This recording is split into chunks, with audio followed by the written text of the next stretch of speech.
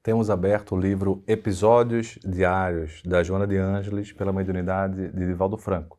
E hoje, mais uma vez, aqui no Jesus e Saúde Mental, pela TV da Mansão do Caminho, nós iremos nos debruçar em uma das mensagens muito profundas, diretas e psicoterapêuticas que a Joana de Ângeles nos traz, falando sobre a insegurança. Eu convido você para ficar conosco depois da nossa vinheta.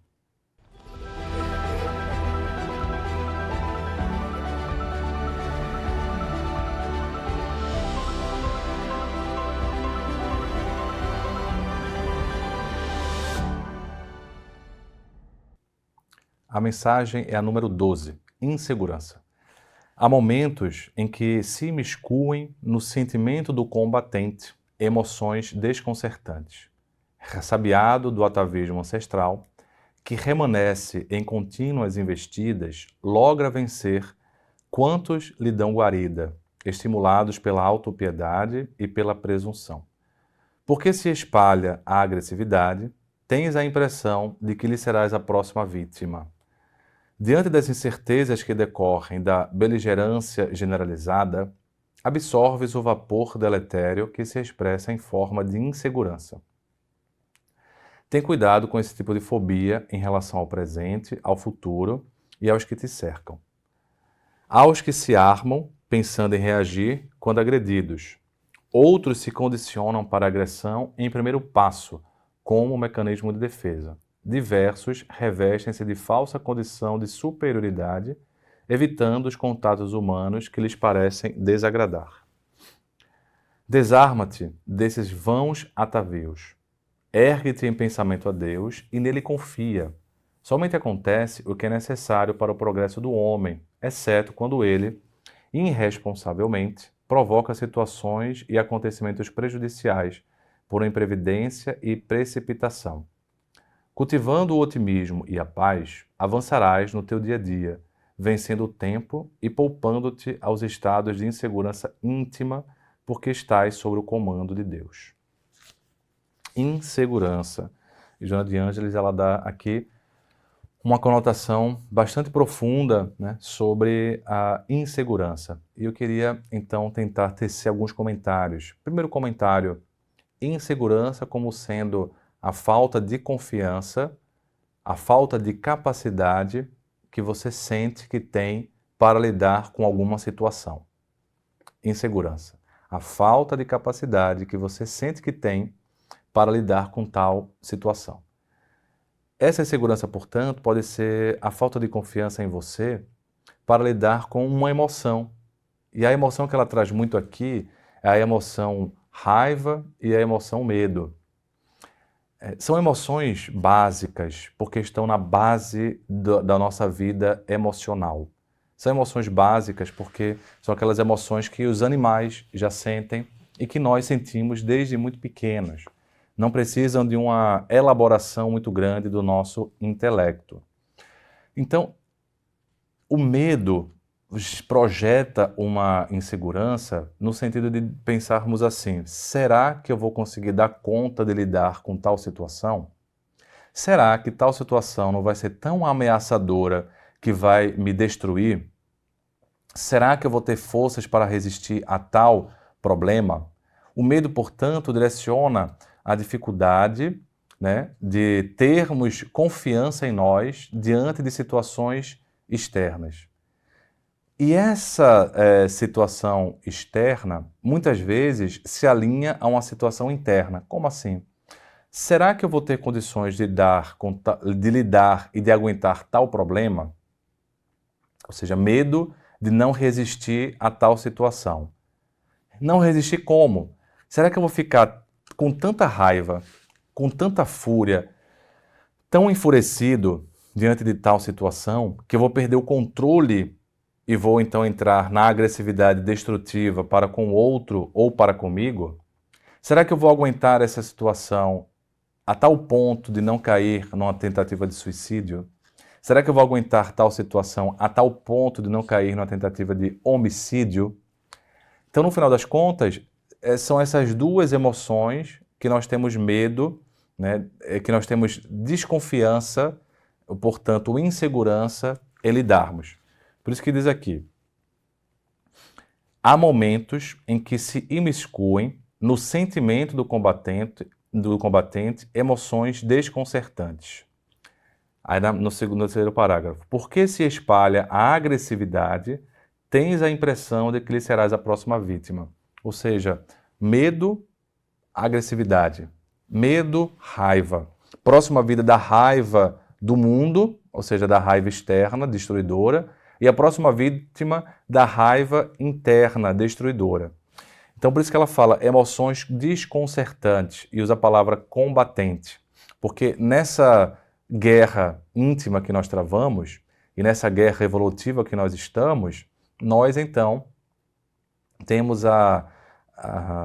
o combate interno. O que Paulo de Tarso nos diz, o bom combate. O que o Gita, o Bhagavad Gita, fala da batalha entre os Pandavas e os Kauravas, a batalha íntima entre as imperfeições e as qualidades. O combatente simboliza esse campo de guerra, e a guerra simboliza destruição, a guerra simboliza morte, e a guerra simboliza conquista. A guerra simboliza um medo de perder, mas também uma esperança em conquistar.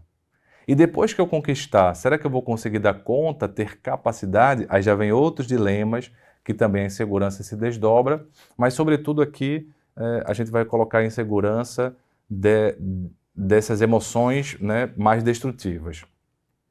Ela vai dizer assim,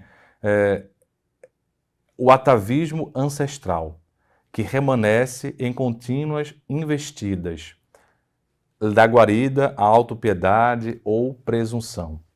Porque, veja, as marcas que nós temos na nossa intimidade, elas são muito profundas. Quando estávamos no estágio X da nossa trajetória, nos achávamos mais potentes do que nós éramos. E aí, Joana de Ângeles fala a palavra presunção, ou seja, ter uma assunção, assumir algo antes do tempo. É uma presunção.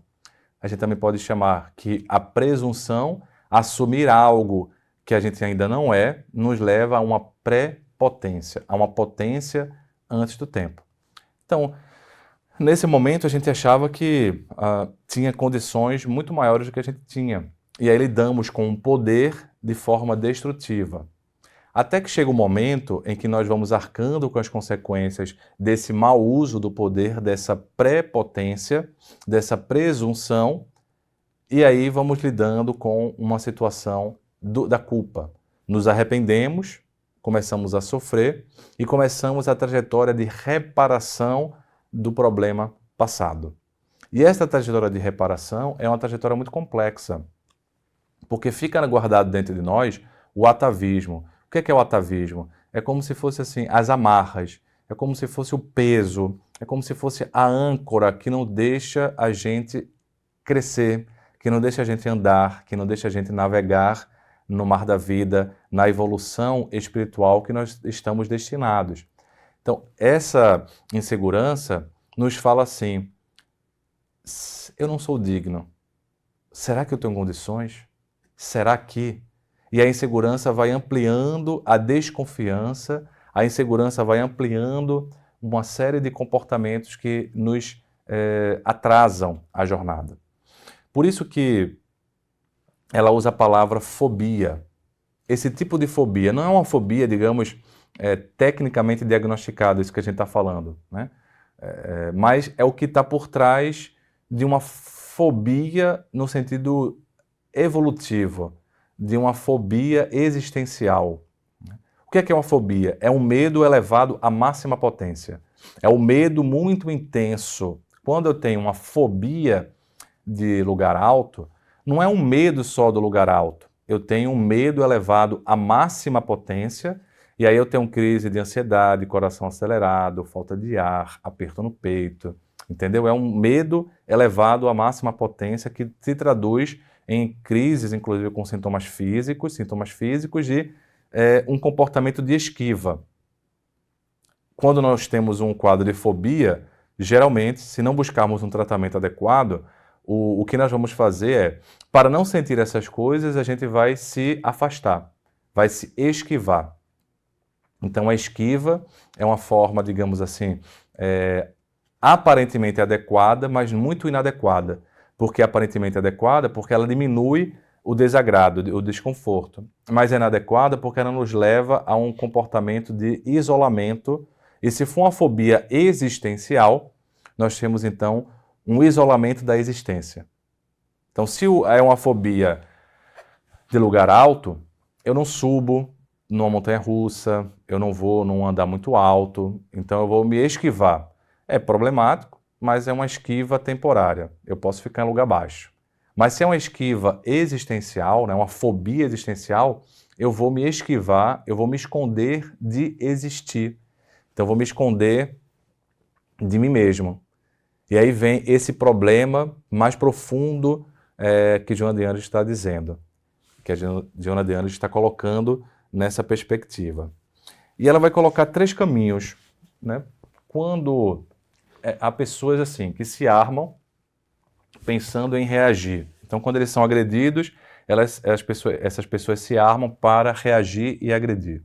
Mas há outras pessoas que, para poder existir, elas já atacam primeiro. Eu ataco primeiro antes de ser atacado.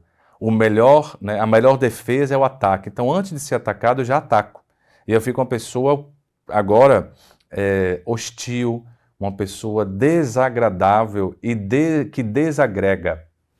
Então, veja que tudo isso é comportamento de insegurança.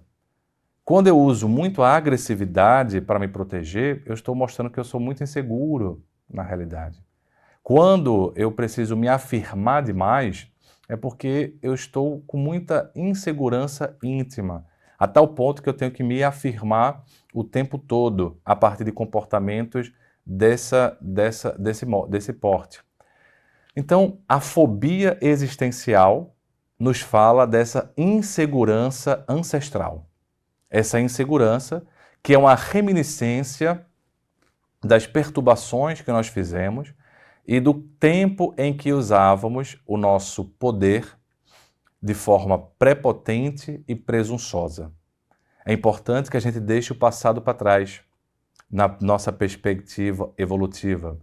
Entendamos que a âncora serve para nos dar um alicerce, mas ela pode atrapalhar a jornada.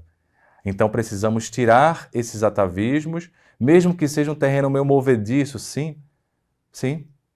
A trajetória evolutiva envolve algum tipo de medo de se arriscar, algum tipo de desafio, mas não mais aquele arriscar-se de forma autodestrutiva a comportamento de risco.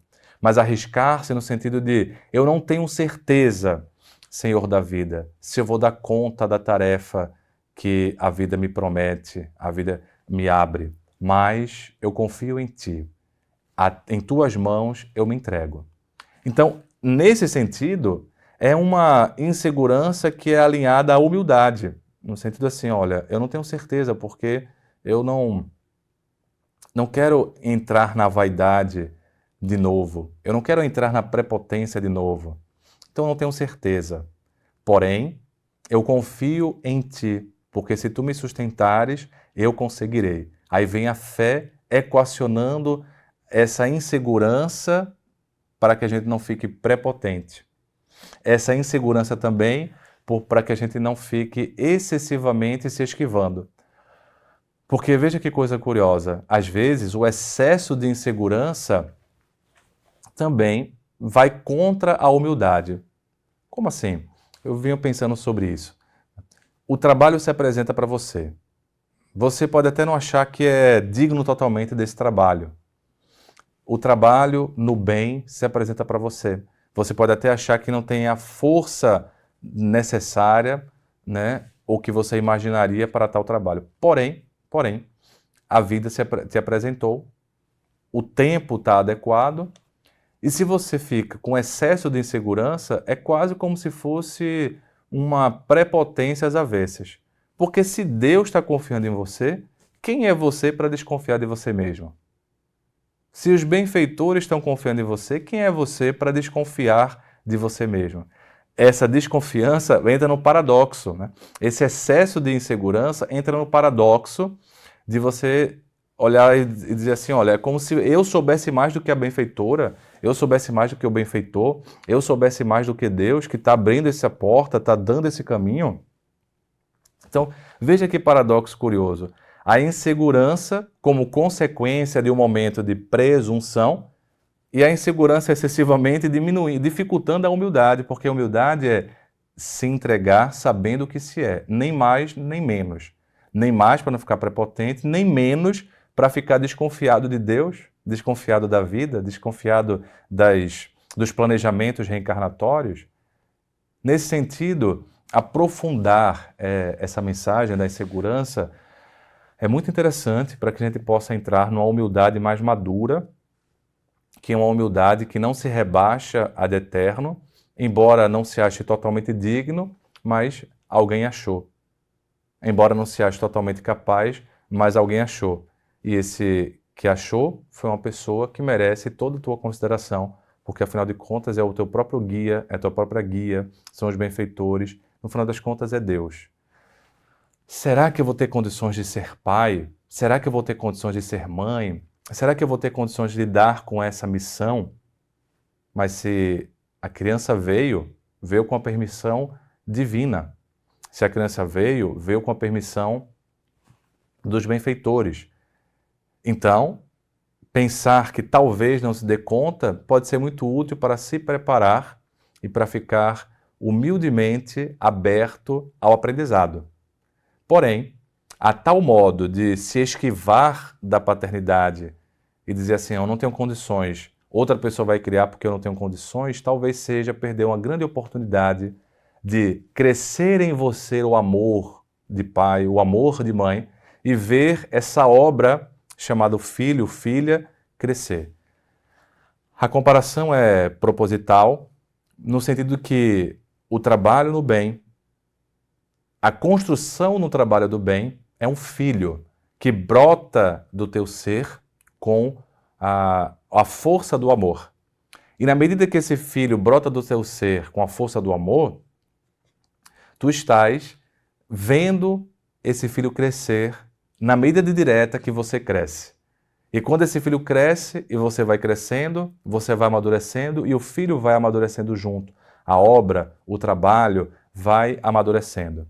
Então seria uma falta de inteligência ou uma presunção muito grande imaginar que se a obra chegou à tua mão, se o filho chegou à tua mão, se a paternidade nessa outra missão, que é a paternidade universal, de uma obra que se transborda não mais como um filho consanguíneo, mas como um trabalho que traz consequência para o dia a dia, talvez seja porque tu tens condição.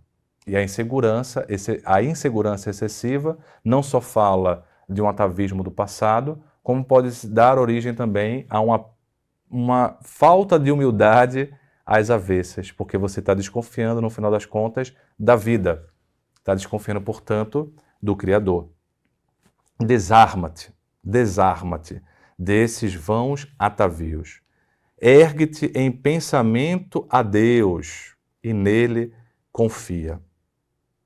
Ergue-te em pensamento a Deus e nele confia. Se você não confia totalmente em si mesmo, que bom, isso é bom para ser humilde. Porém, não a tal ponto de desconfiar da vida e desconfiar de Deus. Porque se ele confia em você, é porque você tem condições. Isso é importante fazer esse germinar. Isso é fé. Somente acontece o que é necessário para o progresso do homem, exceto quando ele irresponsavelmente provoca problemas. Portanto, estás sobre o comando de Deus. Coloca a Joana de Ângeles como uma pincelada final da sua mensagem. Estás sob o comando de Deus. E se tu não confias totalmente em ti, confia em Deus, entrega-te a Ele e deixa que a obra divina se opere dentro de você, gerando confiança, gerando fé e saindo das tramas da insegurança, que é um atavismo que nos prende ao passado. Fique em paz.